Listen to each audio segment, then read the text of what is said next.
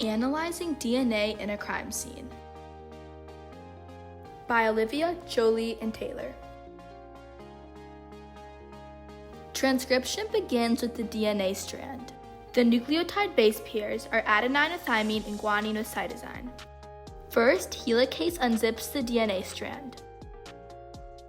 Then, RNA polymerase attaches mRNA to the bottom rung of the DNA. The mRNA nucleotide base pairs are the same, except adenine pairs with uracil. Next, the mRNA leaves the nucleus and goes to the ribosome, ending transcription. Now, translation begins. Translation begins with the mRNA at the ribosome. Each set of 3 letters on the mRNA is called a codon. At the ribosome, tRNA brings a corresponding set of 3 letters, called an anticodon, to each codon. Each codon codes for a specific amino acid. The job of the tRNA anticodon is to bring the correct amino acid. Codon tables tell which amino acid corresponds to the codon. As the ribosome reads the codons, a chain of amino acids will begin to form. Once the ribosome has read the entire section of mRNA, the amino acid chain will form a polypeptide protein. That is the process of transcription and translation. This is gel electrophoresis. But before gel electrophoresis can happen, we have to extract the DNA. We cut the DNA using restriction enzymes to get different lengths of DNA. Now we amplify using polymerase chain reaction to make hundreds of thousands more copies. Now we can begin gel electrophoresis. DNA strands are so tiny they can't be seen even under most microscopes. So in order to sort and measure the DNA strands, we do gel electrophoresis. Gel is a filter that sorts a DNA strand, and it's like a sponge made of jello with many small holes. First, we place the DNA samples into holes at one end of the gel. The side of the gel with the DNA has a negative charge and the other side positive. Electrophoresis is when we add an electrical current to make the DNA move through the gel filter. Short strands move faster than long strands in the gel and end up further from the starting point. DNA strands end up sorted because if they have the same length and speed, they'll end up grouped together.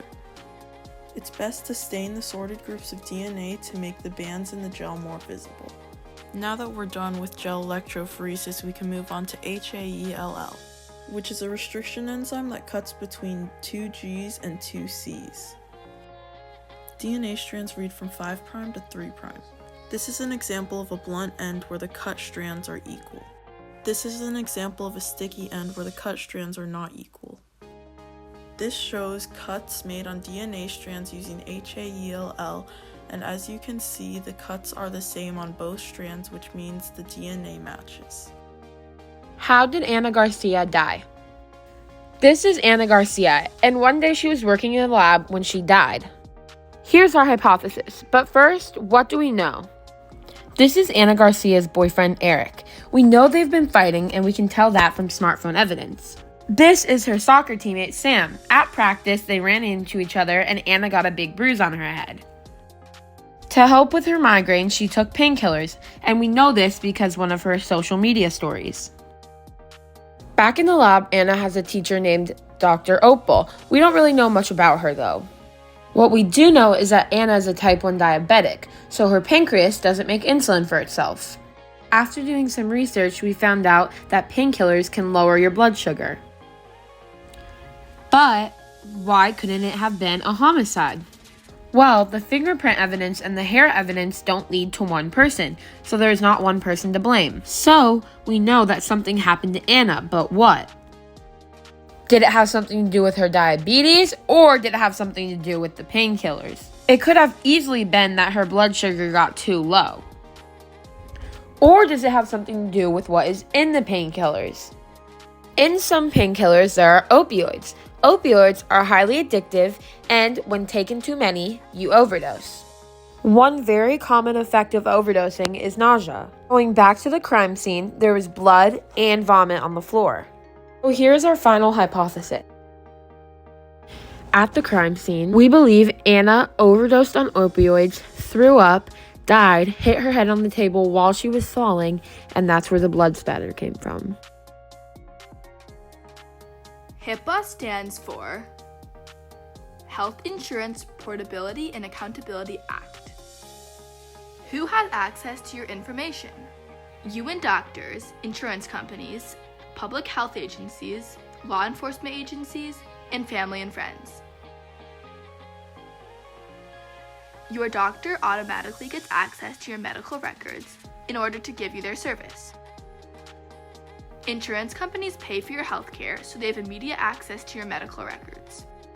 Public healthcare agencies have access to your medical records in case of a contagious disease for the public's health. Law enforcement agencies have access to your medical records only with a warrant. A judge can grant a warrant and it can be used to view medical records such as a gunshot wound. Family and friends can view medical records only with permission from the patient. Other than that, no one else has the right to view your medical records.